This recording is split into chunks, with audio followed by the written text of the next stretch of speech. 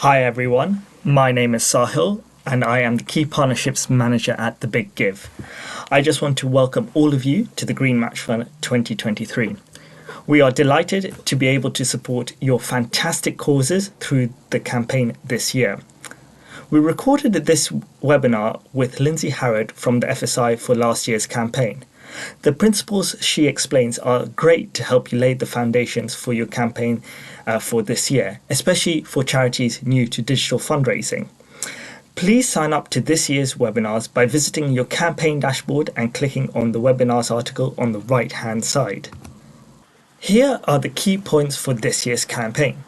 The campaign will launch at midday Thursday 20th of April and it will close at midday Thursday 27th of April. All donations will need to be made via your Green Match Fund campaign page on the Big Give website to be matched. We cannot match fund donations made on other websites or made via other methods. Donations need to be made via credit, debit or debit card or Google and Apple Pay. If the donation is £500 or more, we do have a BACS donation facility that donors can choose to use. We will send you further details about this facility via email. Please keep an eye out for this email. Donations will be matched up to your match fund pot amount. If you hit your target before the campaign ends, you can still receive unmatched donation until the campaign ends. Don't forget to tag the Big Give in your posts and we can share them on our channels too. You can find all our social media handles on our website. All resources and assets can be found in the support section of your charity portal. If you click on Green Match Fund, you can find the relevant guides for this campaign. For any further questions or anything else, please contact us at hello@biggive.org.uk and we can help you out. Good luck for all of your campaigns. Without any further ado, I'll hand over to Lindsay to get us underway. Cheers, Sahil. Hi, morning, everyone. Afternoon, it's 12. That has gone very quickly. How are you doing? Hope you're all well today. So yeah, we're together for an hour and a half today to talk about planning and preparing your Green Match Fund campaign. Some of you may have done the campaign before. Some of you might have done Christmas challenge. Some of you might have done other challenges. Some of you might be brand new to this. We're going to start from the total beginning to give you all of the steps you need, but it's also going to be a brilliant refresher for those of you who have run things before. More than anything, it's a chance to step back and think about, for your campaign, what's going to give you the most success, and crucially, what's going to feel achievable. I know we're all stretched, we're all tired, and we've all got lots to do. So today we're really going to concentrate on coming away with a really achievable but ambitious plan that's going to work for your organization. Lovely to see some of you introducing yourself in the chat. Hello. We've got a question already from Janet. Anyone else working in Tanzania, do say hi if you are. Connect with Janet. A little bit of introduction. My name's Lindsay. As Sahil said, I'm head of programs at FSI, and we specifically support small charities across the UK through fundraising, impact measurement, governance, strategy, etc. So do see if there's more we can support you with. We often work with the Big Give throughout the year. Fab. So what are we going to cover today? Got 90 minutes together, quite a lot to cover. I'm going to share with you some key steps to think about when putting your campaign together. So how to go from, these big ideas, all the things we could do, into a really tangible plan. And there's some specific things we're going to focus on today. Who are your audiences? So who are you targeting with this? What's your message? How are you going to compel them to give? And how are you going to get that message to those people? So those are the steps we're going to focus on today, and then bringing it all together into plans and top tips about resourcing and setting actions, etc. We peppered it throughout with lots of case studies from previous Big Give participants, because we know it's always brilliant to hear from the organizations who've done it before, what worked for them, what they learned. And I want to build in plenty of time for Q&A. So as Sahil said, there's a Q&A box that's separate to the chat. So if you've got questions that you want to make sure I can see at the end of the webinar to be answered, put them in a Q&A box, because if it goes into the chat, oftentimes that will just fly by and I'll never find your question again. So pop it in Q&A. A little reminder of the campaign. It launched on the 22nd of April and runs till the 29th of April. You've got those specific dates to get your donations in to be matched. You've got lots of resources in the dashboard. There's the marketing toolkit. If you haven't looked at that already, highly recommend checking that out. Lots of really nice case studies. And a lot of this today is repeated in there with some kind of action points for you to help you with your planning. April isn't that far away. So now is the time to definitely get your planning going underway if you haven't already. You'll come away hopefully today with the skeleton of your plan. Make sure you block out some time and bring the other people in who need to be involved to get it all ready to launch then. You're going to have your donations matched by your champion funds until they used up or the campaign ends, whichever one comes first. If you don't reach your target, but whatever you do raise will be matched still. You can also exceed your target. So Big Give, I often find, especially for organizations, maybe this is the first time you've done a big fundraising campaign like this, or maybe you're reaching out to a new audience. It's a great opportunity to really build momentum. So even if you hit your target, you can keep pushing it, celebrating that win and topping it up, even if it's not matched. Okay. So let's kick off then, talking about planning your campaign. So these are the 5 key elements I always think about when I'm planning any campaign, really. Objectives. What do you want to achieve? And it might seem really obvious. We want to raise loads of money, but there might be other objectives as well. So we'll dive into that in a minute. People, who are you talking to? Who's going to help you achieve those objectives? Proposition. What's your message? Proposition is just a jargony way of saying that. And promotional channels. What's the best way to get that message to them? And planning, getting it into the detail. What do you actually have to do and when, and who's going to do it? I highly advise. In my former pre-FSI life, I was a fundraiser in small charities, and we did the Big Give Christmas challenge. And my biggest learning year one was to plan as much in advance as possible, including drafting all my thank you emails, also having things prepared if you hit the target, if you don't hit the target, if you exceed the target, and crucially, your post-campaign plan as well. So what are you going to do afterwards? Don't let that momentum die down. Okay, so those are the steps we're going to follow today. So step 1 then, objectives. As I said, there's a pretty clear objective for most of us here. You want to raise some funds for what you're doing, but you might have some other objectives. You might have some other pieces around kind of raising your profile, or perhaps tapping into a new type of donor, or converting. Perhaps you had some people come along to events or start volunteering. You want to convert them into donors for the first time. Perhaps you want to educate people in your cause or raise awareness of an issue. So you might have some other things. Perhaps it's also getting them signing up to a newsletter so you can turn them into longer term donors. Highly recommend thinking about objectives as SMART objectives. You might have seen that acronym before. So specific, defining what you want to achieve in as specific terms as possible. So you don't want your target to just be, your objective to just be to raise money. It's to raise X amount of money through this campaign, through match donations. So how can you hone it down? Measurable will help you do that as well. So something you can really quantify, or you can tick, yes, that's been achieved. If your objective is just to launch a campaign, does that mean once we put it on the website, is that launched? Is it once it's gone out to email, or is it once we've hit our target? So really hone in what can conclusively say, yes, we have demonstrably, measurably achieved that. So it might be how much you want to raise. It might be how many new supporters you want to engage. Converting last year's donors, proportion of them into repeat donors. Perhaps you might have some post-campaign targets too. Maybe how many people who donated to the Green Match Fund do you want to get them onto your monthly giving afterwards? So think a bit broader, think a bit creatively. These campaigns are a brilliant opportunity to launch other types of giving and more strategic objectives. The A is for actionable. So you should be able to identify something really clear, some really clear actions to deliver this objective. So really hone in, it should feel really real and tangible. Realistic, you want to be ambitious, but we've also got to be realistic. And we've heard lots of different people approach this in different ways over the years. Some people use the challenge as an opportunity to really stretch. Some people play it safe based on what they already know. So find the right balance for where you're at the moment that's realistic, but still ambitious. And time bound. So you've naturally got a limited time period due to how the challenge works. This is really helpful for creating a sense of kind of urgency for your donors to give now to get it matched. A couple of top tips for setting your objectives. Define it in terms of the results, not the process.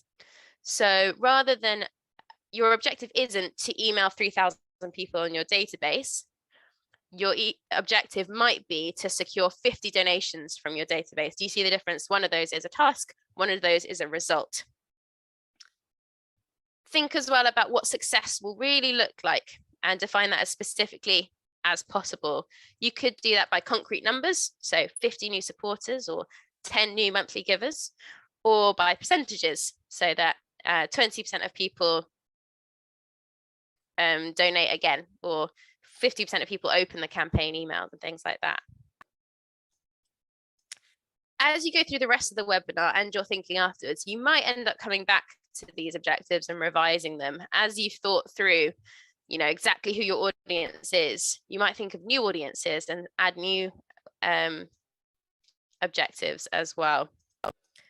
So, question for you here, what are your objectives for the campaign? This is a chance just to work on your own. I'm going to give you 3 minutes or so to have a think about that. What might your objectives be for the campaign? You've probably got one in mind already. You've set a target already. But what other objectives might there be, and can you make them smart? So 3 minutes just to think that through on your own.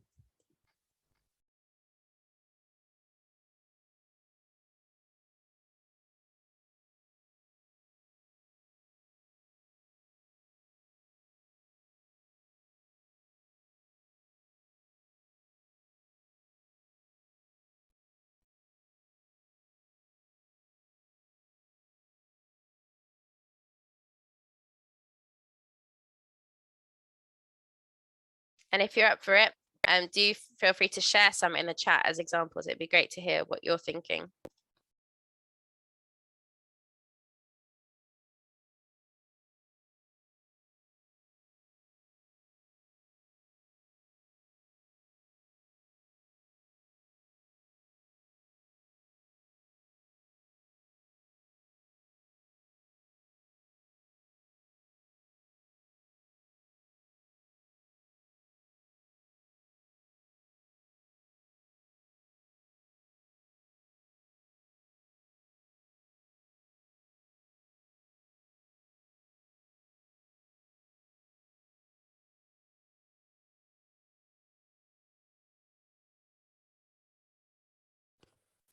Awesome. So I'm coming through. Thank you.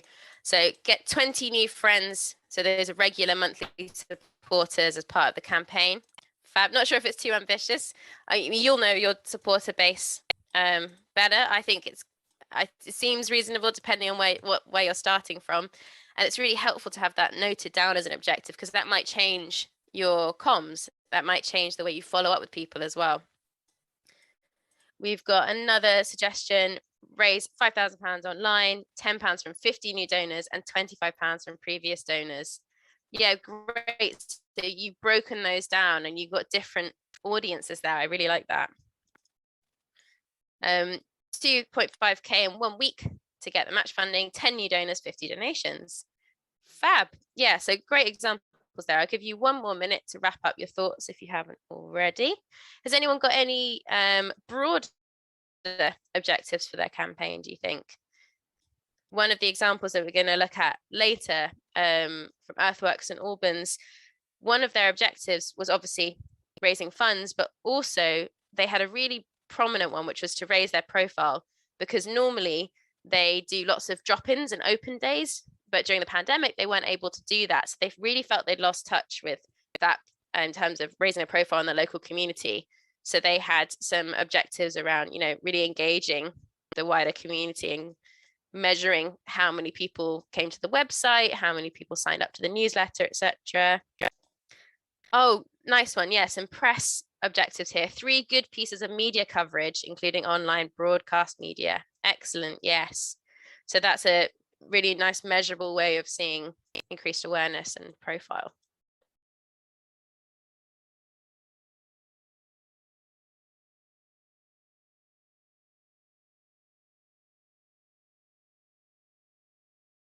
Grand.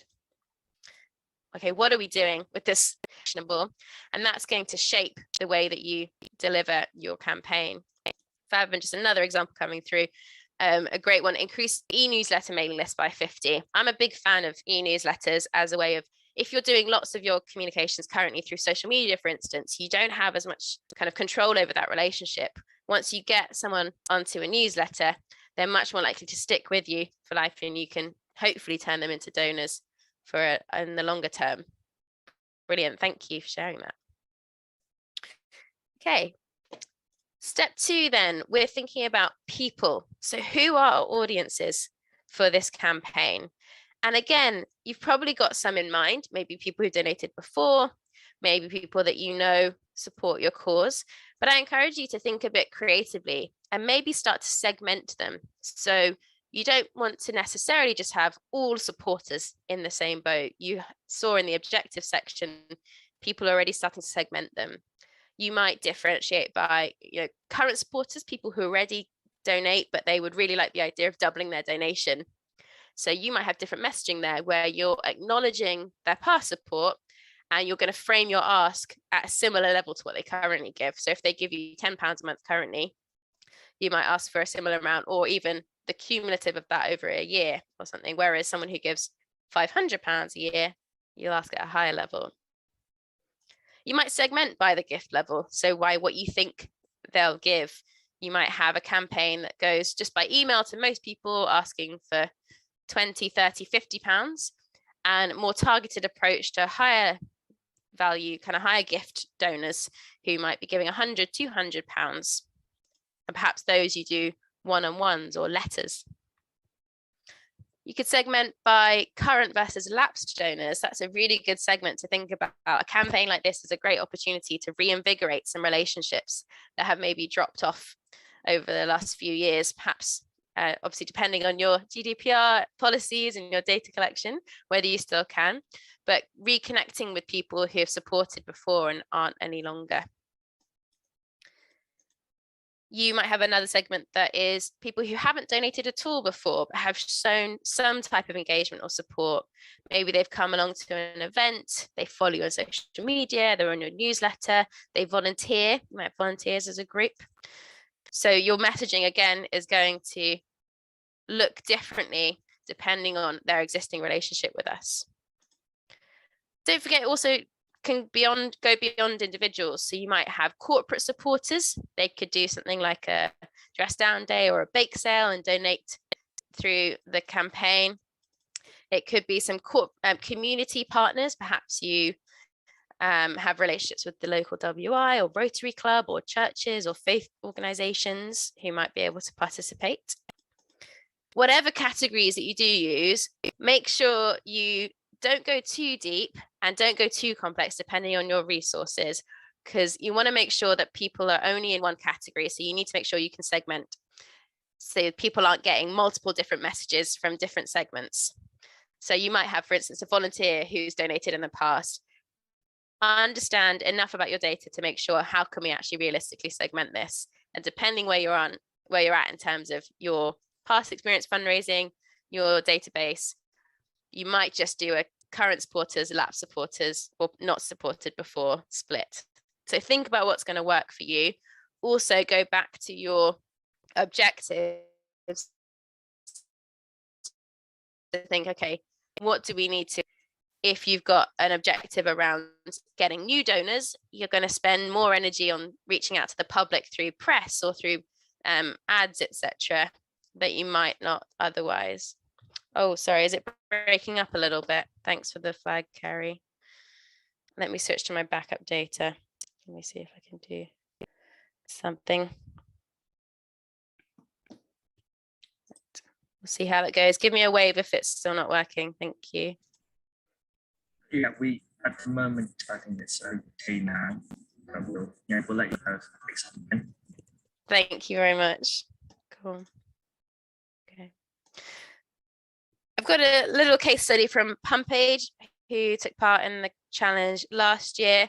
I really like their approach to thinking about their different audiences. So they focus first of all on their warmest networks. So warm networks, we mean by the people who are already known and engaged in some way. And in general, in fundraising, that's a good rule of thumb. Start with the people that are already engaged rather than completely cold networks. So they went out to their corporate partners. And in fact, they went out to their corporate partners for feedback before the campaign launched, which I thought was a really good idea of getting buy-in before it's even launched. And they got some feedback on the messaging to make sure it landed with that audience. I've done that before with a fundraising campaign where I asked, it was a high-level volunteer who gave a reasonable sum each year, but it was for a major donor campaign. And I just asked for a coffee to run the materials past because she was very much the target audience. And she gave me A, really helpful feedback on the messaging, and B, was asked to come on as the lead donor for it. So if you've got relationships like that, that's a really nice way of building some loyalty, building some relationships. And Pumpade, they said they found that really motivating to get that feedback before it had even launched and to get some of those kind of people saying that, yes, we'll give. They had a beer company offer a donation for every sale. So again, it looked really different to what they might have thought was going to come up beforehand. They wrote directly to their past donors in advance of the campaign, thanking them again for their donation last year, highlighting the difference it had made, and asking them to save the date for the campaign. And they mentioned it in their newsletter to all of their followers. So again, they were thinking in advance, giving them a heads up, and going to their warmest networks first with targeted messaging. But they also did spend some good time on reaching new people. So social media was really successful for them. They found images worked really well and great stories. They built some relationships with charitable radio and got some coverage that way. They put out press releases to get press coverage. And they also went out to some high profile individuals on social media. So they have an ambassador that they connected with, asked them to share the messages, and they contacted other people on social media to spread the word. So a moment again for you guys to think about your organization. Who are your people? Who are your different audiences? You might have some ideas already. You might want to take this back to your team, to your trustees, to your volunteers, and do a bit of what we call network mapping. It's almost like a spider diagram of all of the different networks. I like doing it by different types of audience. So you might have corporates in one bubble, donors, community groups, volunteers. So who do you already know in those boxes, and who do you want to know? And where are all those fingers leading out and all those spiders webs? You know far more people in your networks than you might picture. So 3-4 minutes to have a think for your organization. Who are your key audiences for your campaign? So just working on your own for that. And again, if you've got some examples, please pop them in the chat. It'd be great to see.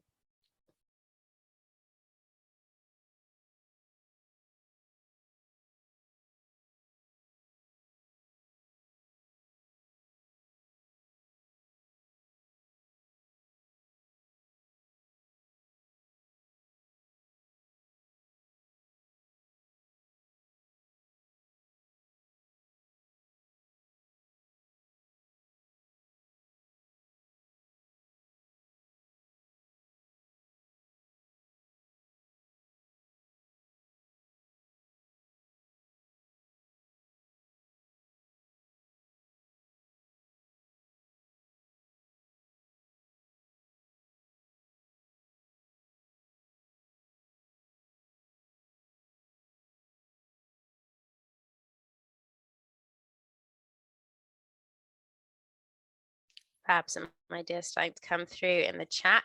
Schools who fundraised for you in the past or that you've connected with by providing educational resources, brilliant. So that's a really nice warm network. They get what you do. They've seen the value for themselves. Excellent idea, Louise. Key audiences, friends, volunteers, people who come into the shop, eco shop to get their refills. Don't usually ask them to donate, but it could be a great way to let them know about the projects that go on behind the shop. Yes, I love that idea. Yeah, so think about what's the messaging that's really going to connect with them. I'm assuming if they are taking the time to go to an eco shop, They really care about the eco messaging. So you can do some really fun creative comms, and you can just have conversations as well. That word of mouth is going to have ripple effects. Fab, thank you. Some more ideas coming through: patrons, volunteers, e-news subscribers. Yeah, like the idea of schools and youth groups too. Yeah, so get a bit creative, thinking about who do you already know. It could also be a bit broader than, it doesn't have to be networks you've got through your current projects. It could be past networks. It could be, networks of partners and friends. Who do you know? Who could you spread the word? Who do your trustees know, really importantly? Could you craft an email or a flyer or a text even for them to send to their network, get them to spread the word on your behalf? I bet they know lots of people. Local businesses, past donors, CCF volunteers and supports, network organizers. So yeah, those involved in the projects you're fundraising for. Yeah, your service users as well, if that's appropriate and relevant. Brilliant. Give you another minute to note down your thinking on your audiences.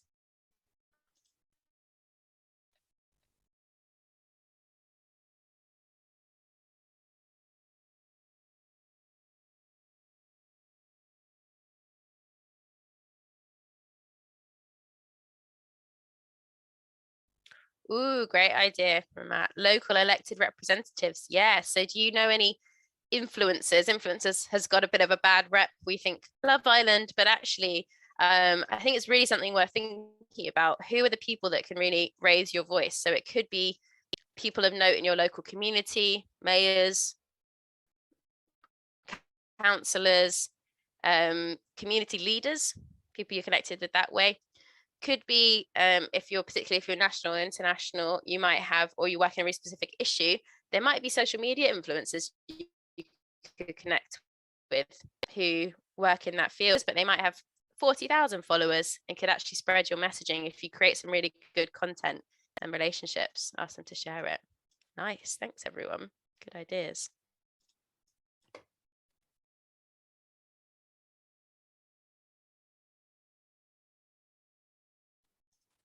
Okay. The next stage then is telling your story. So this is obviously a huge topic. We'd run a whole day training course on this, but for the purposes of this, the key elements that I want you to think about are really taking a step back from the way you talk about your work day to day, because you and your team and your volunteers and probably your partners, families, friends already know what the organization does. And it's really difficult to imagine not knowing it and not being moved and excited and passionate about it. So I'm going to need you to take a step back and think about the so what question. Why does this matter? Take out the jargon and really focus on the impact, so the change that you're going to create. You can focus either on kind of solving a problem or an exciting vision, inspiring people of the future. You can do both as well. I like the format just to get you started thinking about need plus solution. So what is the need for your work? What's the thing you're trying to solve? And what's your solution? What are you going to do about it? And that is your impact. So what difference is that going to make? Really focus in on that. And in my experience, we spend a lot of time talking about the solution and the details of, exactly, we're going to run 10 workshops for 100 people covering XYZ, and we'll make flyers and handouts on this. But actually the impact is that piece that's going to really connect with people. So always asking that question, why does this matter? So what? And why now? If you haven't seen it before, Garfield Weston produced a report in 2020 on prioritizing our planet, which really highlighted the need for environmental charities in particular to improve their storytelling. It's something that can feel really abstract, but is actually, you and I all know that's why we're here. It's so important, but you need to make it a way that will connect with people and inspire public action. It's also worth thinking about, and I can see some of these ideas coming through in the nature of what you guys do, how these connect with wider issues. Is it issues of social inequality? Is it issues that are in the news right now? How do we recognize the intersections of that? And can you connect with different people in different ways? So again, going back to your audiences, another way you might segment is by the different angles. Use this as an opportunity to test different messaging. You might have some diehard environmentalist supporters who really want to know the ins and outs of your river restoration project or your wildflower meadow. But you might have some people that are just members of the local community and love the idea of a community space or the educational benefits or the well-being benefits. You might be working internationally and have people that really care about development or care about a particular continent or place or care about family or care about health. You've got lots of different angles that you can share your messaging on. So get a bit creative. I'd highly recommend focusing on specific stories and trying to bring it to life. If you're struggling to get your messaging creatively, I always, it's the first thing I do if I'm feeling a bit stuck, throw away my laptop, not literally, but just close it and go and have a chat with someone who's doing the work day to day, or a service user or a beneficiary, and just hear it in their words and just have a conversation.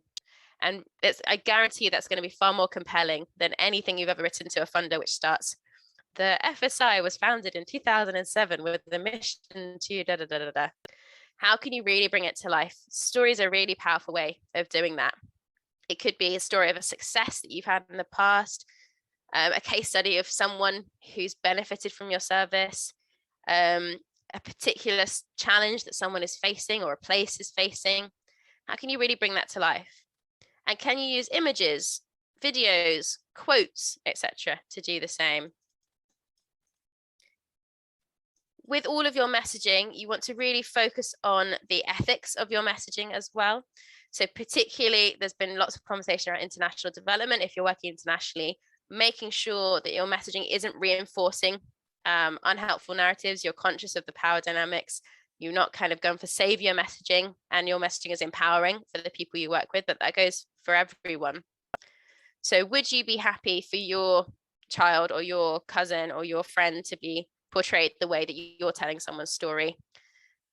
Ask that question to yourself throughout and make sure you're getting genuine, meaningful consent if you are telling people's story.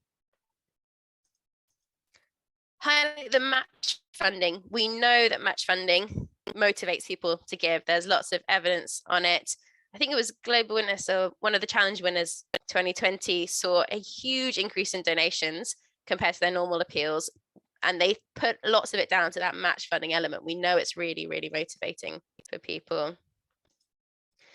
And my final tip, which I kind of started with, test your messaging with others and invite some honest feedback. So run it past friends or family or people who don't know your work, who might be interested a bit, but aren't going to know it in and out like you will.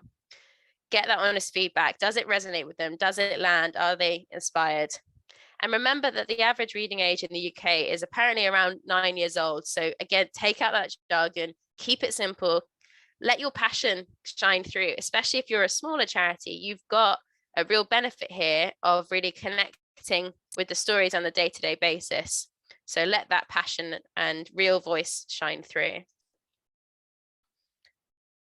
Case study from Dig Deep Africa. One of the things that I really liked about their approach was that they worked with their in-country team to determine the messaging. So it wasn't just the organization in the UK deciding what was most important. They had a workshop and a conversation to decide which project to focus on, and then to come up with some more accessible language for it. So they focused on some of their hygiene and water projects, and they came up with the messaging: clean hands and a safe toilet for everyone. So the first draft, I think, was very technical about we will buy X number of specific types of toilet, but think about what's really going to resonate. They were really conscious of putting people at the heart of the campaign. So all of their photos were of the community and people who would benefit. They included some recommendations from their partners and funders to kind of back it up, to tell the story, to see it, build that confidence and trust.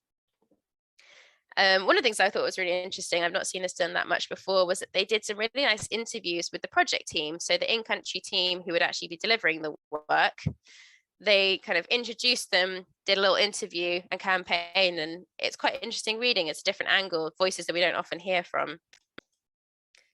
They did tailor all of their comms to different segments. They did different kind of donor journeys, which is something you might want to think about depending on your capacity. So not just what your initial ask is, but actually what's the different stages. I think they had 3 or 4 different emails over the campaign, like a launch, like a save the date, a launch, a reminder, and a thank you that was tailored to different segments. They had a really good open rate, 42%. Again, I really think the campaigns are a great opportunity to raise funds, but also to test and step your fundraising up a gear. I know if you're not got a huge fundraising team, we don't have time throughout the year usually to A/B test everything, where you try different subject lines, for instance, or different from names. Use this as a chance to have a play and to test and to use that learning to build more sustainable fundraising in the future as well. And they found that celebrating success throughout really worked. The posts focusing and featuring the community and the team members had definitely the highest engagement, alongside posts that were celebrating successes. So they had kind of images of totalizers, how well we're doing, progress towards the target.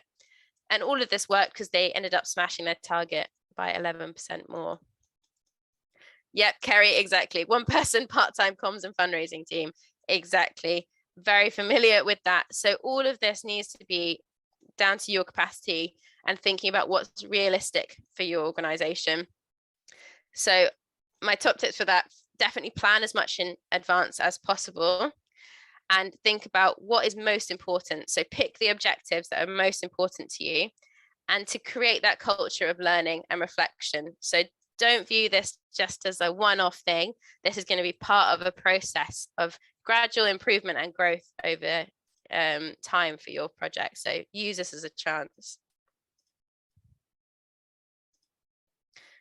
Okay, so it's your turn. Over to you. Here's some prompts to think about it. What is the need for your project? What are you going to do to solve it? And what impact is that going to have? So have a play with that. Can you pull these things together into a snappy message? And if you get through that in time, can you think of some other ways to bring that to life? So some stories, some quotes, videos, etc. I'm a big fan of videos that don't even need to be very shiny looking, just done on your mobile phone, especially if you're working internationally and you can't bring people to your service to see it in action. How can you bring that to life? Okay, so I'm going to give you a good 10 minutes to have a start on that. And again, would love to hear some examples in the chat box when you're ready.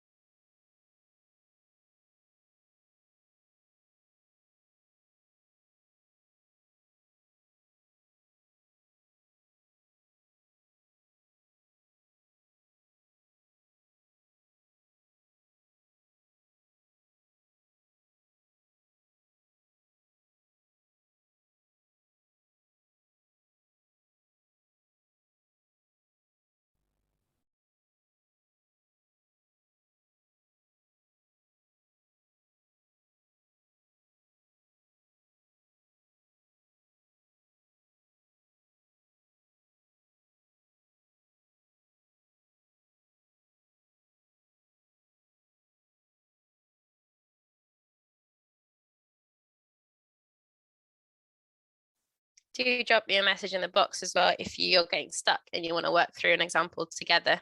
That's always a good thing to do as well. So give me a wave if you're stuck.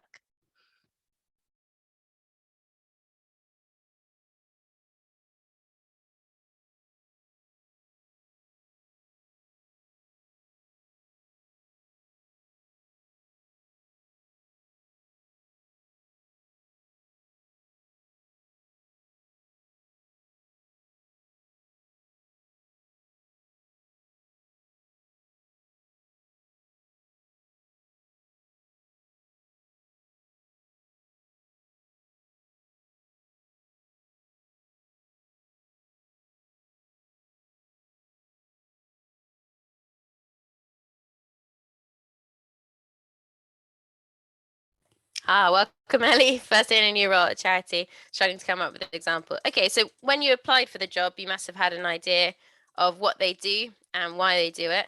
So when you explain to your friends or family that, oh, we've got this new job, it's working for this charity, what did you say? Why did you say it was important to you, or why you were excited about it? You've got a really good opportunity here as a I think Lindsay may just be breaking up a little, so hopefully she'll be back with us soon. advice. If you were just talking to someone at a dinner party. Hey, Lindsay.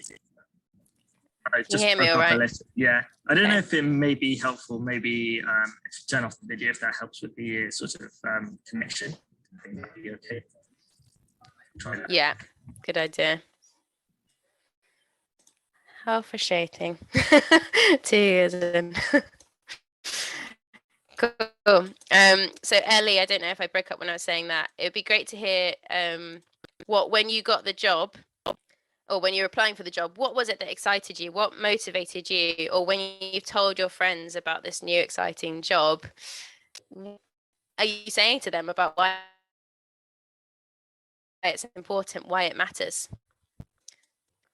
In the meantime, we've got some examples coming through. Cam's Repair Cafe Network. Fab. Things break, repair cafes help fix them. I like that as an opening statement. I would just leave that as a full stop. That's a really nice capturing thing. Pairing skilled volunteer repairers with people who need things filled, preventing useful goods from going to landfill, tackling climate change, and building community. Yeah, really nice. So you've got the need, you've got the solution, you've got the impact of that.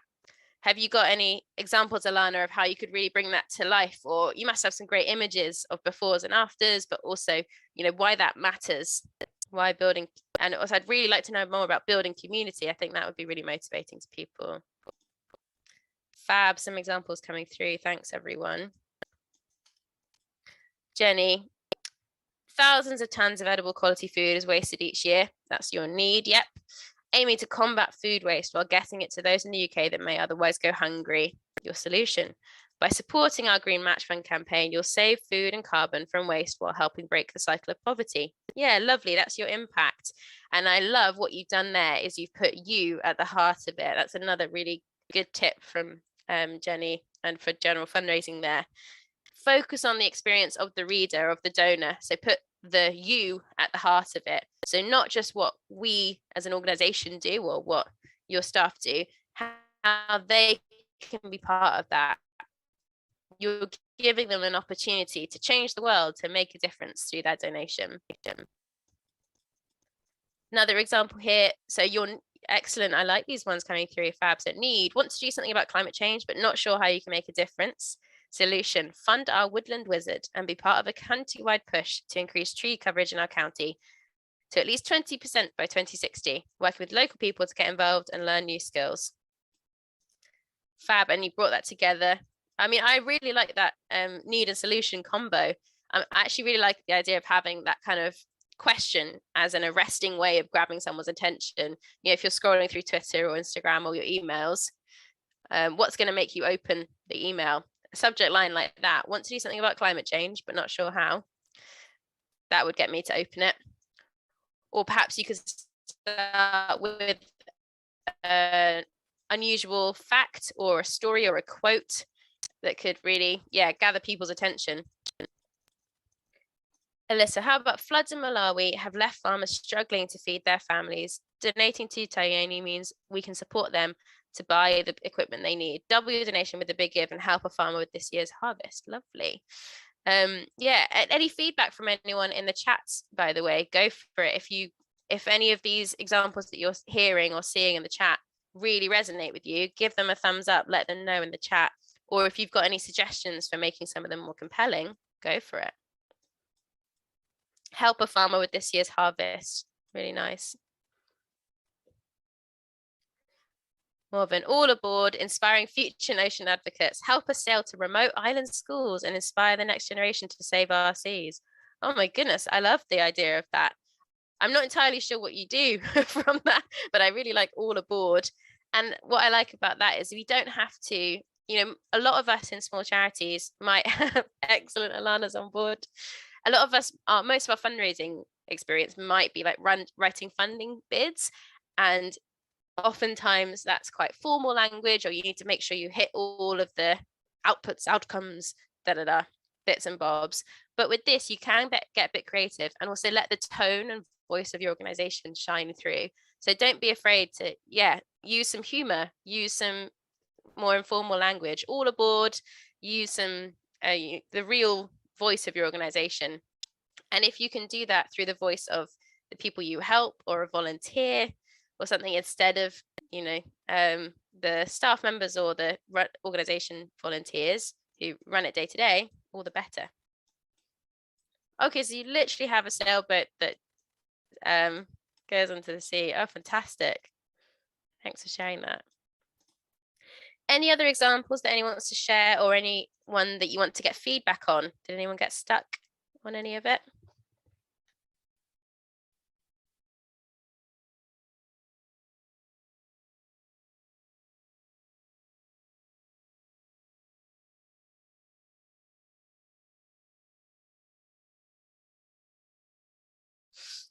Great question, Alana. What do you think about facts and figures as part of the need? Facts and figures have a place.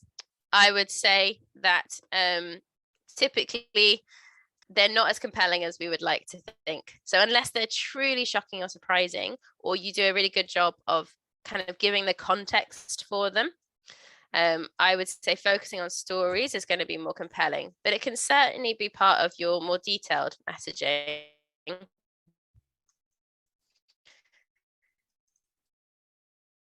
I think, yeah, used carefully, they can be impactful, that aren't actually that compelling, but others don't. So you might know it's shocking that only 10%. Oh, sorry, I'll switch my backup internet. So sorry, everyone. This hasn't happened before.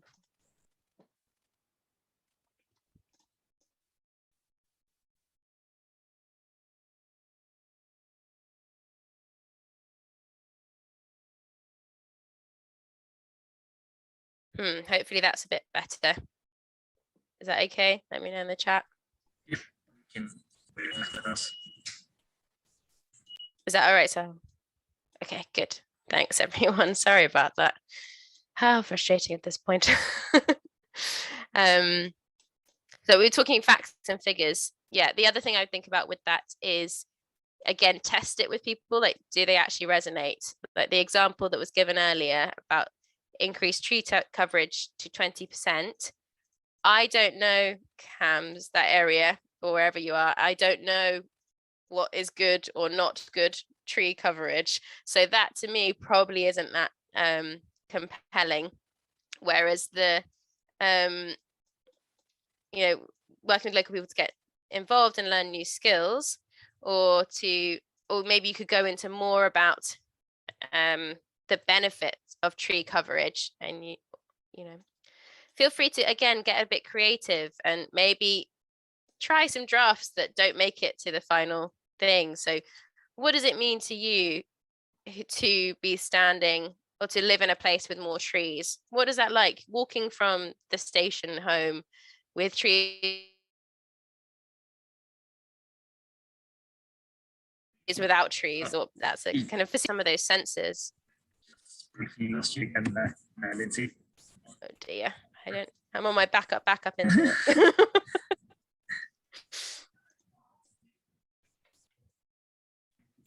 Cool, yeah, you're back with us now. Okay. Thanks everyone for your patience. I appreciate it. No worries. Cool. Thanks, Imogen, for jumping in. Yeah, difference between solution and impact. So yeah, exactly right, Imogen. Solution is what your organization is going to do, and the impact is how that helps, what difference that makes. Unita, sorry, I didn't have to say a name, has got a question here for feedback on your one. So feel free to jump in the chat box if you're with us today, and I'll have a read of it now as well.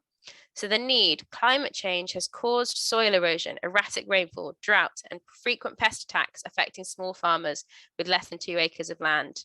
Solution: with educating and training on organic fertilizers and pesticides, sustainable farming, and water-saving irrigation techniques, they'll get one step closer to improving soil health and crop quality. Impact: your donations will help farmers harvest quality produce and sustain their livelihood. Yeah, very clear to me. The impact bit is the most compelling bit. Go back to some of these tips of, I would take out some of the jargon. So I did do geography, geodesy. So I know what soil erosion, care about it, erratic rainfall, and answer that second question. Why does this matter? Why now? So really bring it to life. Have you got a story perhaps of one of the farmers that you worked with who was able to improve their produce and sustain their livelihood? And what does that mean to sustain their livelihood better? So you could either go smaller and focus in on this individual farmers' lives. You could also go bigger and say, you know, how about helping just one farmer at a time is going to make a difference on that global scale. What would other people say about that example? Any feedback? Oh, good.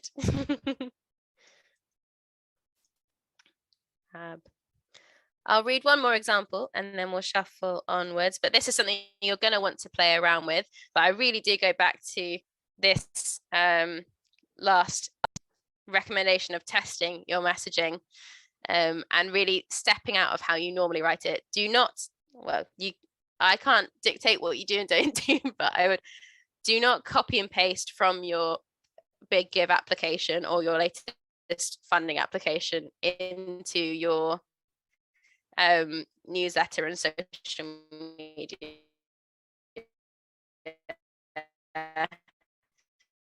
Because that's not necessary. Some great feedback coming through. Thanks, everyone.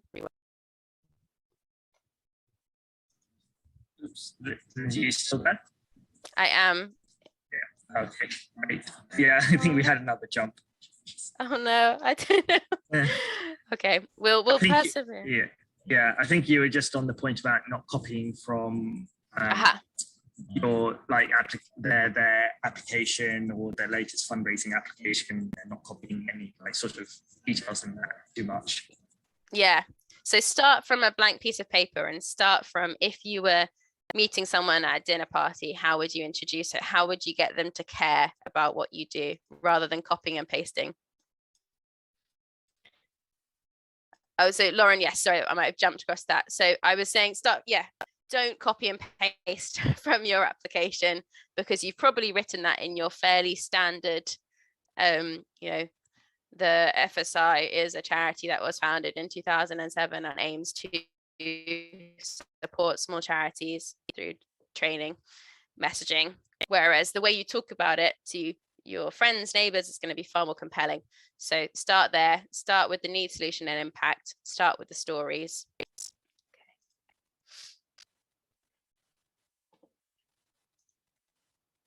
Grand. Let's keep going, internet permitting. So sorry. Thanks for your patience, everyone. Okay, so the next element of your plan, you've understood who your audiences are, and you've thought about what your message is to get to them that's going to persuade them.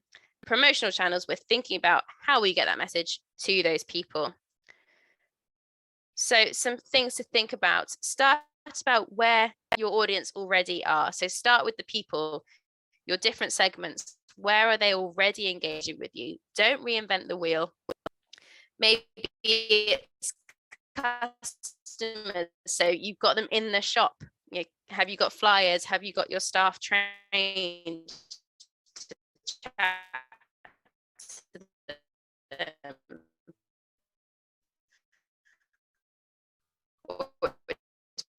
People coming along to an event. Oh no. Volunteers. Have you got people on your e-newsletter? So think about where each audience. Sorry, Lindsay, would you be able to just repeat that? But yeah, we just cut you out. Sorry, cut you out again.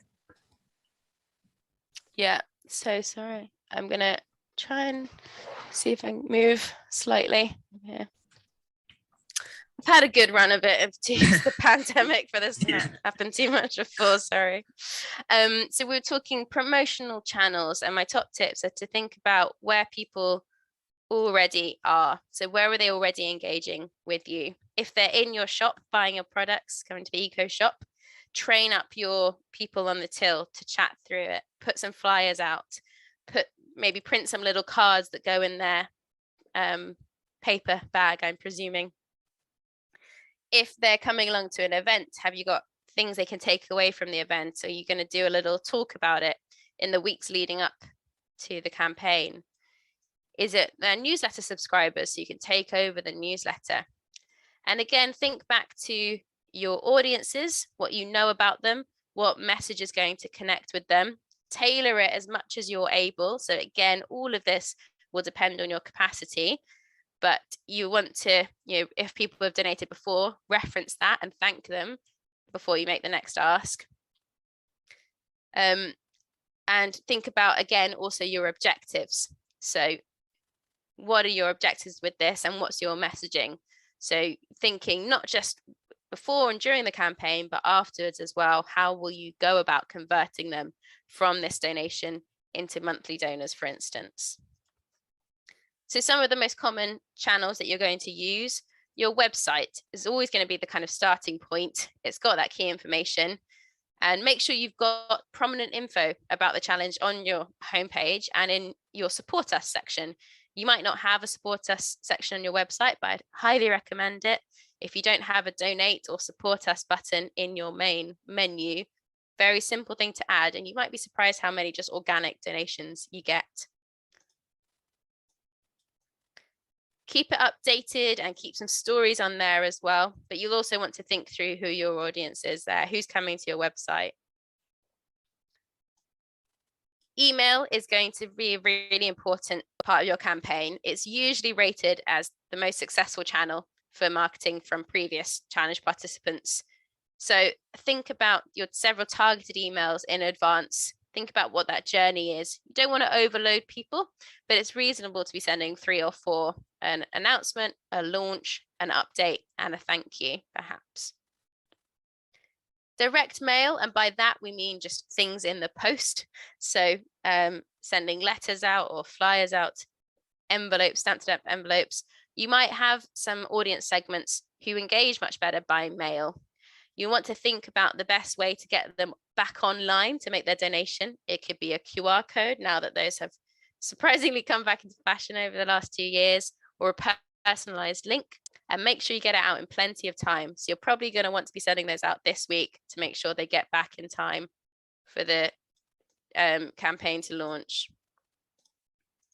Social media, you've got Twitter, Facebook, LinkedIn, Instagram. Make sure at the very least there's some content about the campaign on all of those, because you never know who will be there. But you want to think about who engages with you on each of those platforms. You might have more volunteers on Facebook and more corporates on LinkedIn and more sector people on Twitter, for instance. So think about what your messaging is for each of those audiences and make it really shareable. We know that images and videos are far more shared on those platforms, nearly all of them. So use those to your advantage. Events, you might have events that you've got scheduled already, whether it's a drop-in, whether it's a beach clean, whether it's a fundraising event, a gala. Build that up, build a donation ask in there. You can also do virtual events. I've seen, obviously, the flurry of big virtual events has mostly gone now, but I'm still seeing some really nice examples of successful virtual events. I've seen some people launch their impact report recently as a virtual event with some talks from staff and service users. It was really enjoyable. Or you could do like a lecture series. I've been going to quite a few of those still, or online shows as well, even though I can get to in-person things now if I choose to. I'm still going to some. Oh, how strange. Some people can hear me, some people can't. Oh I dear. don't think that's an issue on your end, Lindsay. Okay. Not, but we'll How work through it strange. and try and find a solution for them. Thanks, everyone. Yeah, don't worry, you will get the slides afterwards as well and the recording, and I'll do my best to make sure I've covered everything. Don't forget the value of personal approaches as well. So this is just making a call or a one-to-one reach out to someone. Particularly larger gifts could just be a coffee or a lunch, or it could be a phone call or a Zoom call. This is also not just about the giving. This is about relationship building, and especially where if you've got capacity to build those really meaningful connections, will reap rewards in the long run. And this doesn't have to be just you. Get other people on board, get your trustees involved on this as well. And press and PR, we've heard a few examples of this before. Press can be a really good way to reach new supporters, particularly if you work in a local community, local press, local radio, get your word out there that way. You could look at sector press. So if there is a specific area that you work in, will people be motivated to support from there? Do your research early, though, because they might have specific copy deadlines. Perhaps they only publish fortnightly. And with press releases, there's lots of great guidance out online on how to write compelling ones, but you've got to make it really easy for them. So lead with a story, make it really exciting. Oh, a brilliant example in the chat. Congratulations, Rachel. Approach a major donor. He's matching half the target. So you now only have to find just over £1,000. Huge target as you've never gone crowdfunding still, but brilliant. A perfect example of if you don't ask, you don't get. I know it's a scary thing. It was the biggest thing for me when I started fundraising, was overcoming that fear of making the ask. But once you do it a couple of times, and once you realize it's not going in there with a big presentation and a pitch, it really is relationship building. You're not going with a begging bowl. You're not asking them, to take pity and donate. You are giving someone who cares about something similar to you an opportunity to make a real difference.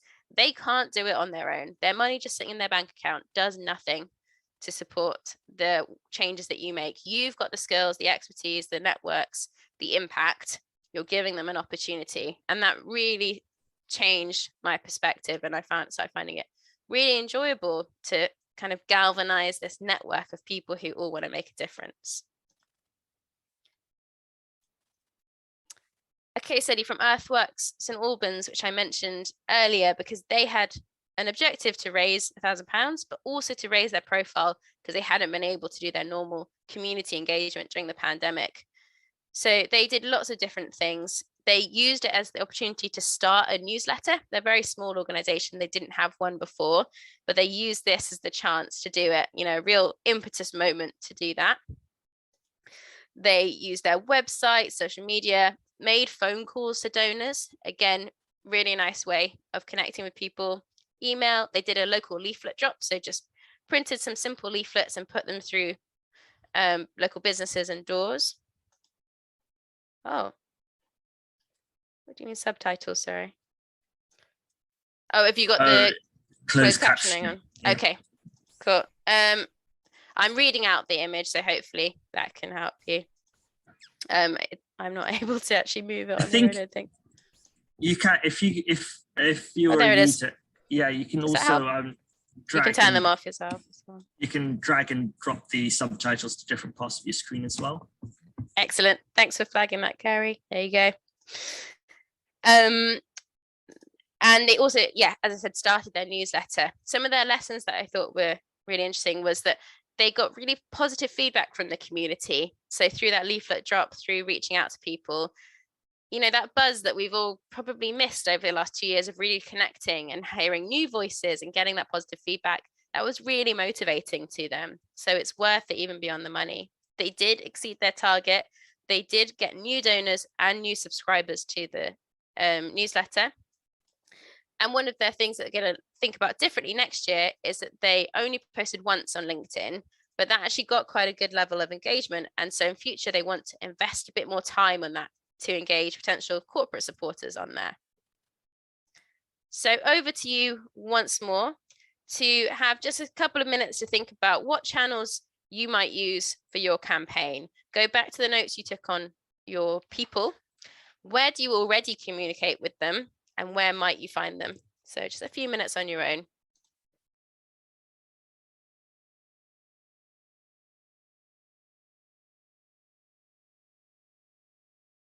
Reminder, if you've got questions, pop them in the Q&A box because I might miss them in the chat box. And I can see there's a couple have come through, but I'm going to save them for the Q&A.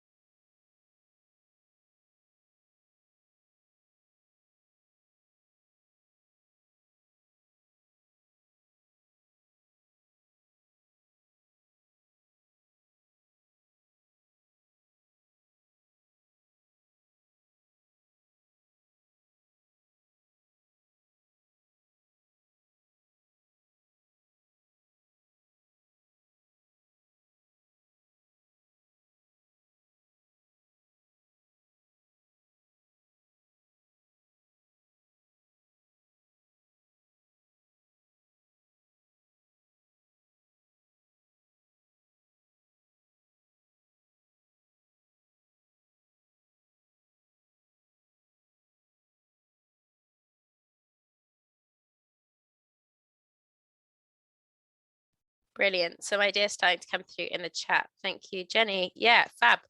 Using this as an opportunity to give your current regular givers some care and a bit of an update. Your appeal is going to be based around expanding. So you're sending them a postal letter with thanks for their support and update and the opportunity to help expand our current work.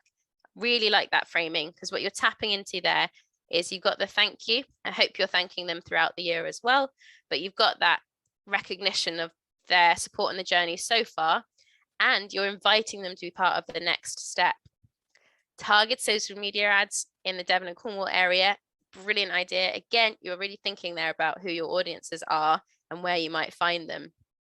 So yeah, targeted ads, they can be tricky to get right, but they can really reap rewards and you can learn a lot from having a go. So think about where your audience will be. Are they in specific community groups? Are they able to connect through community networks or Facebook groups? Are they following certain people on social media? Great example. Thanks, Jenny. Any other ideas or questions on channels?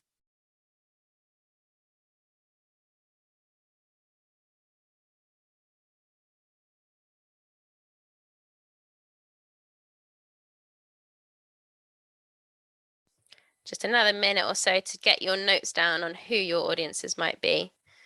Depending on your learning style, I really like basically turning those different headings into a table, and that's my campaign plan.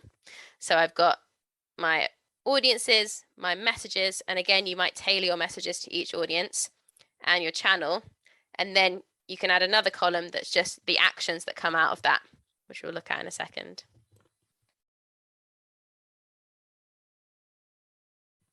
Great, some more ideas coming through. Yep, Dickie getting stakeholders to amplify the campaign on their channels. Fab. So really making it as easy as possible for them to do that. So that might be creating, shareable images, writing draft tweets, writing draft newsletter content to make it as easy as possible. Brilliant. Okay, our final stage then, and thank you so much for your patience again, everyone, with my internet, is planning. So pull this all together into something that's going to feel actually doable. I know we're all super busy. Lots of us are doing a campaign alongside lots of other bits of our job. So my top tips, having done this as the sole fundraiser for a few years in a small charity, is to do as much as you can in advance. So email templates, thank you letters, thank you emails, social media assets. You can use tools like Canva. You can get Canva for nonprofits to create some quite nice looking social media assets. It also might be something you could get a volunteer on board to do. Might be cutting it a bit fine this year, but you never know. You might also have someone in a corporate partner who could help you out with that. I used to have an amazing volunteer from a corporate. The corporate gave us donation, but this volunteer didn't really want to come along and get involved in the day-to-day work, but she loved proofreading. So she would proofread my funding bids. So worth getting creative about, is there anyone who can help you out with some of this creation? Plan out your timeline and key deadlines. So working from backwards from the campaign to now, what are you going to launch when? And to do that, when do you need the content created and signed off? So when do you need to start? Working backwards. Start earlier than you think you need to. So you're getting it's getting close now. So you've got enough time, but come away from today, write down your plan. Don't forget as well to think about your stewardship. So what happens after the campaign as well, because that is, in my experience, where you are exhausted. Thank goodness we did it, or shame we didn't quite get there, but we learned a lot.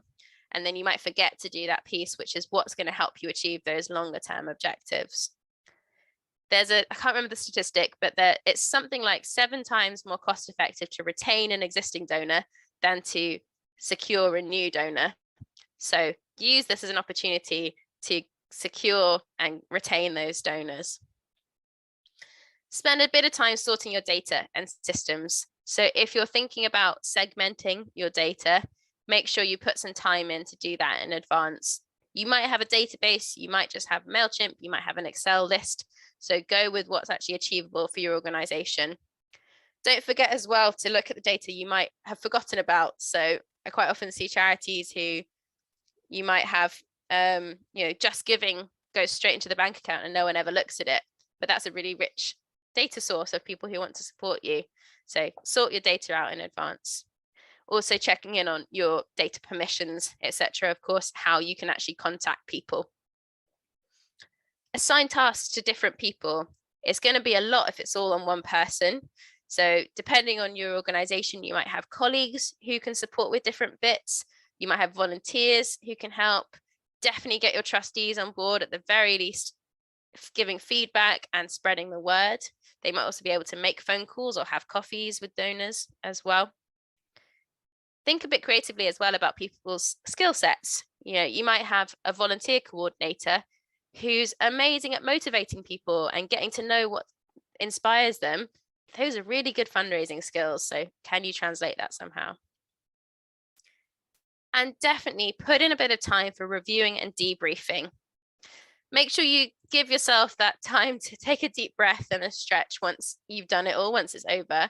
But don't then just wait until this point next year to actually reflect on this year's campaign. So put a meeting in the diary for the 30th of April or however you can after the training, after the campaign, to reflect on it, to analyze, did we hit our objectives? What worked, what didn't? What will we do in future? How can we leverage this year? Okay. So I'm going to wrap up with some top tips and then we're bang on time for plenty of Q&A. So do invest some time in planning for your Green Match Challenge. As I said before, it's one of those things that spending time up front definitely pays off in the long run. Make the most of all of your networks. So you can do that network mapping activity, like I said, literally on like flip chart paper with post-it notes, or you can do it on Jamboard, which is a free online tool that looks like an online flip chart. Get people on board, maybe tag it on to the end of if you've got a trustee meeting coming up. A lot of you have them at the end of March. Could you do 15 minutes on network mapping together? Do test and develop your message. Make sure it does resonate with people, especially those who don't know your work inside out. Make sure it's a clear call to action in all of your messages, so it's really easy for donors to give. So it's such a shame when I see amazing social media posts that really tell a great story or a newsletter, but then don't have the donate button, or it's really difficult to find it. So make sure that clear call to action is really easy to use. Thank every single donor. I know that feels like a lot of work, but that stat that I gave earlier, much easier cost effective to retain an existing donor than get new ones. The basic thing you need to do is thank all those donors. That's how the bare minimum to retain them. I can't remember the stat again, but it's one of the top 3 reasons why people don't give again, is because they weren't thanked before, or they didn't know the difference their donation made. So why would you give again?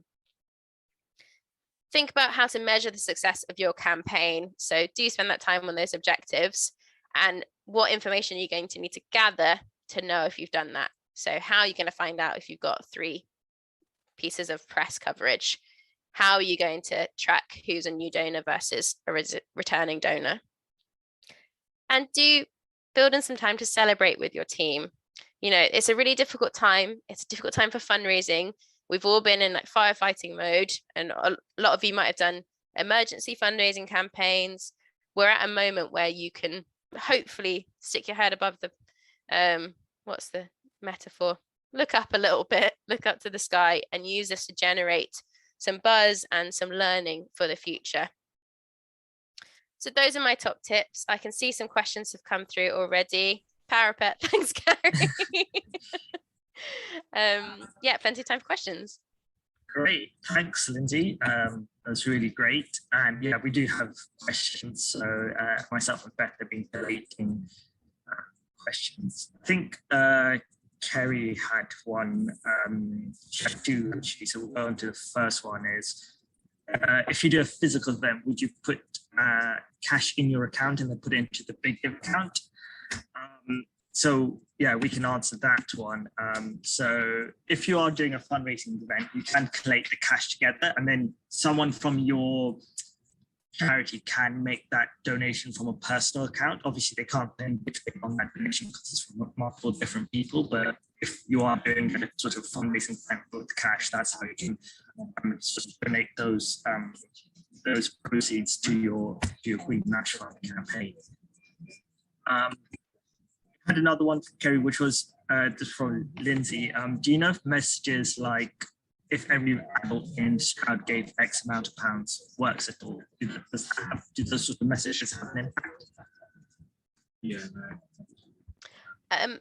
I don't know of any specific research on it, but my gut instinct and what I've seen is that I would focus more on the individual, because that's going to potentially kind of dilute the ask a bit and maybe dilute the responsibility they'll feel.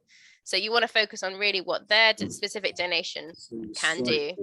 And you might be able to give that tangibly, you know, that £10 could buy this, but often we're not able to do that, or you don't want to restrict it to that. But you want to focus on their role in the change.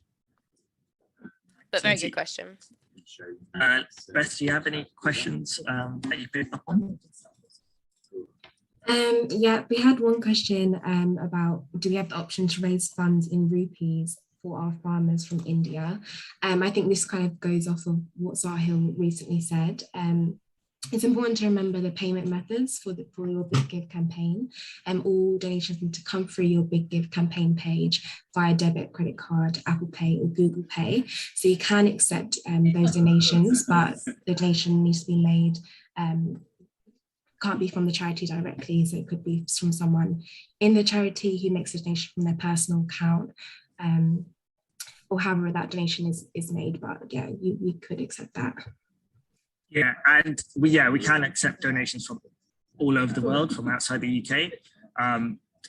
So the donation will be made in pounds sterling, and then the donor would be charged at the exchange rate of their bank account. So it depends on what that is.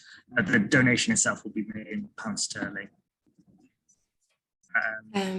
We had another question as well, for Lindsay actually.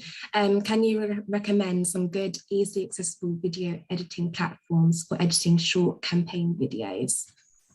Oh, great question. I don't know any off the top of my head, but the place I would look is Charity Digital. They're the go-to people. There's also Digital Candle, can connect you with one-to-one advice on digital things like that. So I'd check out Charity Digital, Digital Candle, and maybe Charity Comms or Media Trust as well. I'll pop those names in the box so you've got them. Yeah, we have worked with Digital Candle before, so yeah, we can recommend them. I think there was a question about, can the charity contact their match funder? So for the vast majority of charities taking part, especially if when you receive the offer, you saw the champion funder as the Big Give champion. So it's not just one champion funder which is funding your campaign. It's a collection of different funders which have been put into a pool, and then the Big Give have sort of assigned all of the champion funds to charities. So it's not just one champion funder that will be supporting your campaign. So yeah, you can just put the Big Give champion in any comms that you have as the match fund for your campaign. If the organization has an environmental and a social element to its work, how much time would you recommend focusing on each messaging for this campaign? Lindsay, do you have any advice here? Good question. Unfortunately, there's definitely no right answer or hard and fast answer. It will depend on your audience, your messaging, and I would also say testing. So thinking about, do you know why they followed you in the first place? Was it for environmental reasons or was it for social reasons? If you have any information like that, or could make an educated guess, you could split it that way. But I would also, if you have the capacity, use this as a chance to test those two different messages, put both on social media and see which gets the most engagement, or do two different versions of a newsletter or email. If you're able to do that, test and learn. I would say in general, even your environmental messages, you want it to have some tangible element. So it might not be human, it might be animal, or it might be even a plant or something, but just really focus it in on, like, again, those stories. So something that is going to, climate change is so broad, or soil erosion is so broad. What does that actually look like, mean for specifics, if that helps? So whichever way you lean, bring it down to the why does this matter question. So yes or no, easy answer. Do you have any other questions that you want to pick up on? Yeah, there's just a one question. I know there's a lot of smaller charities here, smaller teams. Do you recommend only focusing on maybe 2 or 3 promotional channels rather than the full list that you showed earlier? Yes, great question. Yes, definitely focus on doing a few things well rather than everything less well. I would think about just making sure you've got a checklist of all of the different channels you do currently have, and just putting at least one message on each, so that people, if they're coming, if you're doing this big campaign and it's all over Facebook, but then you go to the website and it's not on there, it looks a bit strange, or you might lose people on the journey. But yeah, definitely focus on doing a few well than all of them. And again, focus on where your audience already are. But also don't be afraid to try something new. If you've never done a press release before, this might be a chance to see if you get any traction. We would also say that from like the Google Analytics data we have, email is still the biggest driver of donations, because of that, as Lindsay was saying, of that sort of more personal element. So definitely make sure that is probably one that you do focus on. Out of all the different channels, that's still definitely probably the strongest one we've seen across all the campaigns that we've done.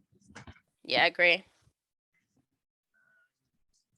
In setting the objectives, who should be involved in that? Is there a risk of having too many people from across the organization being involved in, like, maybe setting the meeting objectives? Do you have any advice there? Ooh, I like that question. Again, it will totally depend on your organization, but I do think it's worth involving a couple of new voices beyond the person delivering the campaign, partly because you want their input, but also because you want their buy-in to understand why this is worth it, and also to make sure that builds in the long term. It doesn't have to be super complicated. I think most of you, or we saw some great examples that you did just in like 3 minutes today. So it doesn't need to be a team away day to do it. But the way I often work is to suggest some and ask for feedback and ask if you've missed anything. But I'd probably get them involved more in thinking through what that actually means and looks like. Hopefully the objectives are relatively straightforward, pulled together. Yeah, as your starting point. And thanks everyone there's some nice tips in the chat box about video editing, etc. Check those out. Yeah, there are some really good tips there. There's a question that's just come in about how important is a banner page on the campaign page. So this charity, they have an issue with their trading name is different to their official name. So they have their logo as the banner image that looks pretty dull. Well, I think we could go, maybe Beth can also chime in here. I say if you don't want to put your logo, maybe you have a really nice image that you could put instead, just an image on its own. That really can work really well. But I don't know, Beth, if you want to also chime in here. Yeah, I kind of just follow up on what you said. You don't have to put your logo there. I know a lot of charities use Canva, and you could make a really quick, easy design and have that as your logo. I think it's useful to have a banner. We don't have any reports on whether campaigns that have a really amazing banner work better than others, but I think just to keep people engaged with your campaign page, if you have your photos and videos that you can use in that as well, would be really useful. So definitely have a look at your banner and see what you can do. I think those are all the questions I can see at the moment, but I don't know if Beth, there are any others that you have picked up on. I can't see any more. You know this area. I can't see any more in the Q&A either, but it might be worth just going through what happens on the Big Give side in terms of campaigns. So, for example, will donations in excess of the target be matched? Maybe Sahil, you wanna? Yeah. So if you hit your target before the campaign ends, firstly, congratulations, that does happen. So donations in excess of your target will not be matched, but you can still accept donations in excess of your target. Our terms and conditions already cover that any donations in excess of the campaign target can be used for unrestricted purposes. So they don't have to be spent on that campaign. So there's that sort of incentive if you still want to carry on receiving donations if you already hit your target before the campaign ends. And maybe just a quick one for Lindsay. Do you recommend a certain time when charities should start sharing the campaign on their socials or on their emails? Yes, we always get asked this. I think I recommend definitely doing one in advance email, giving people a heads up, but again, tailor it to different audiences. So you might have one that's for people who donated last year, because some people really get attached to the Big Give as a moment in the calendar. So do one in advance, and then I would do a launch on the day, an update during the week, and kind of wrap up at the end. But again, depending on your capacity, you might tailor that if you're able to, not send more asks during the week to people who have donated, if you've got the ability to do that on your system to cross-reference those. That would be helpful. But yes, I would do your initial save the date no more than 2 weeks in advance, really. You don't want to kind of lose the momentum. But again, build it around what you've already got. So if you've got a newsletter going out, makes sense to put it in there. Or if you've got a volunteer update or a trustee meeting or something, don't create extra work for yourself. There was a question that has come in now that will be sharing these slides after the webinar. So yes, we will share the recording of this webinar on our YouTube channel, and we'll put the slides as a PDF in the resources available for the new campaign dashboard. Beth, is there anything else you'd like to go over for charities? No, I don't think so. I just think for general, do have a look at your charity portal if you haven't already. There are lots of resources there for you, including a marketing guidebook, which is a bit more detailed breakdown of what we've discussed today.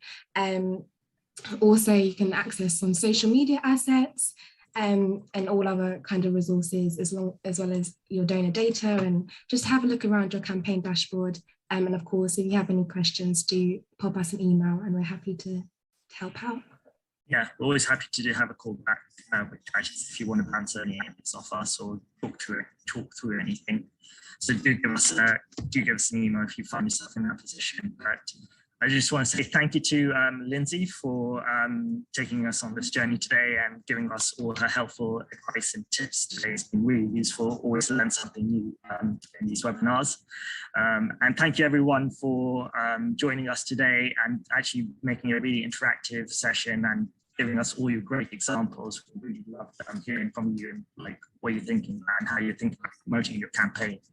So yeah, I hope everyone has a great rest of the week, and yeah, we'll speak to you soon. Bye. Thanks everyone, take care.